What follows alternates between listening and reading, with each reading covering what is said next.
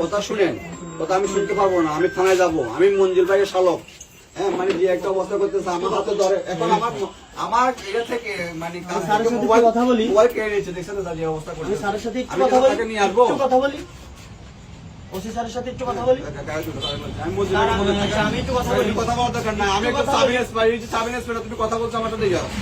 OC স্যারের সাথে একটু কথা বলি। তোমার মোবাইল দিয়ে কথা বলো, আমি যাবো না স্যার, যাবে না, না যাতে হবে তুমি, আমি যাবো না। যাও দেখো, আপনার ওসি স্যার বলেন এখানে আসতে, গায়ে হাত দিবেন না, গায়ে হাত দিবেন না।